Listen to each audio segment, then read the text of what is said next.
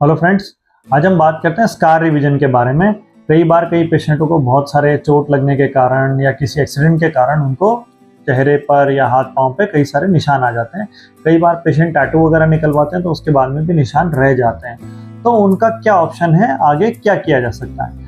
तो जब शरीर पे कोई स्कार आ गया है या कोई निशान आ गया है तो ऐसा नहीं है कि कोई भी सर्जरी या कोई भी ऑपरेशन उस स्कार को 100% हटा सकता है। 100% नहीं हटा सकते, पर उसको काफ़ी हद तक कम किया जा सकता है।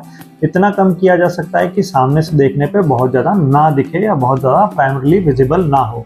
इसके लिए बहुत सारे मेथड हैं, जैसे एक स्कार रिवीजन है, और एक मेथड से हो सकता है कि उसको उतना रिजल्ट ना मिले तो कॉम्बिनेशन ऑफ सर्जरीज या कॉम्बिनेशन ऑफ प्रोसीजर कर कर उसको कम किया जा सकता है, जिसमें सबसे पहला है स्कार रिवीजन। स्कार रिवीजन में जो भी कोई निशान आया है उसको पहली बार कट करके उसमें दोबारा लेयर बाय लेयर स्टिचेस करके उस स्कार को कम किया जाता है, जिससे उसमें 60-70% का रिडक्शन आ जाता है।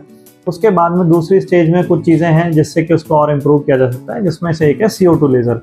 CO2 लेज़र के 4-5 सेशन मंथली अगर लेते हैं तो उससे भी स्कार में काफ़ी रिडक्शन आ जाते हैं। बर्न के स्कार को, जहाँ से चमड़ी ली गई है उनके स्कार्स को, जहाँ पे चमड़ी लगाई गई है उनके स्कार्स को, ट्रॉमा के या चोट लगने के बाद जब घिस जाता है तो उसके स्कार को भी CO2 लेज़र से कम किया जा सकता है। उसके अलावा कुछ प्रोसीजर हैं जैसे डर्मा एब्रेजन है या फिर पीलिंग है, उससे भी स्कार्स को कम किया जा सकता है। तो ऐसे कई सारे प्रोसीजर हैं जिनको कंबाइन करके निशान को, या जो कोई शरीर पर निशान आ गया है उसको कम किया जा सकता है। तो ऐसा नहीं है कि जो निशान एक बार आ गया है हमें जीवन भर उसके साथ जीना ही है। ठीक है, थैंक यू।